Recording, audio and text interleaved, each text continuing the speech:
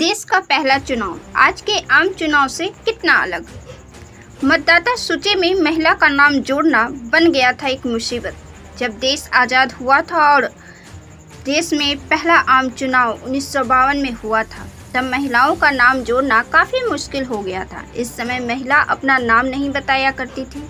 ये अपनी पहचान या तो पिता या फिर पति के नाम बताकर जानी जाती थी। यह सामाजिक क्रांति ही है कि आज महिला सशक्त हो चुकी है और इनकी अपनी पहचान है।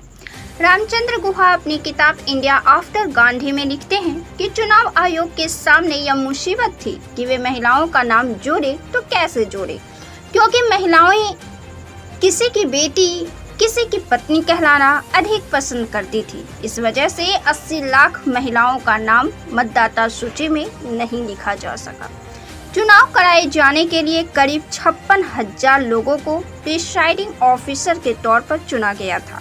उनकी मदद के लिए 2,28,000 सहायकों और 2,24,000 पुलिस कर्मियों को तैनात किया गया था। भारत में 17 करोड़ लोगों ने चुनाव में भाग लिया था, जिसमें से 85% अनपढ़ रहे थे। पूरे भारत में कुल 2,24,000 मतदान केंद्र बनाए गए थे। इसके अलावा लोहे की 20 लाख मतपेटियां बनाई गई थी, जिसके लिए 8200 टन इस्पात का इस्तेमाल किया गया था। कुल 16,500 लोगों को मतदाता सूची बनाने के लिए 6 महीने के अनुबंध पर रखा गया था। कुल मिलाकर करीब 4500 सीटों के लिए चुनाव हुआ था, जिसमें 499 सीटें लोकसभा की थी। दुर्गम पहाड़ियों पर मतदान के लिए मतपेटियां पहुंचाई जाने के लिए पुलों का निर्माण किया गया था। वहीं हिंद महासागर के कुछ द्वीपों पर मतदाता सूची पहुंचाने के लिए नौसैनिक पोतों का इस्तेमाल किया गया था।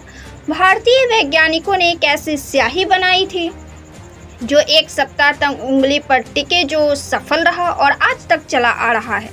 चुनाव में कैसे वोट देना है, इसके लिए 3000 सिनेमा घरों में चलचित्र दिखाए गए थे। अनोखा हुआ था चुनाव प्रचार।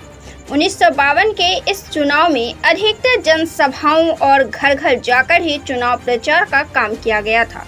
एक ब्रिटिश विश्लेषक लॉर्ड बर्डवुड ने अपने लेख अ कॉन्टिनेंट डिसाइड्स में लिखा था, दिल्ली की दीवारों, सड़कों और यहाँ तक की मूर्तियों तक पर चुनाव प्रचार के पोस्टर लगे हुए थे। बंगाल में तो आवारा मवेशियों की पीठ पर लिखा होता था, कांग्रेस को वोट दीजिए। उस वक्त कांग्रेस के टक्कर में कम्युनिस्ट पार्टी को माना जा रहा था।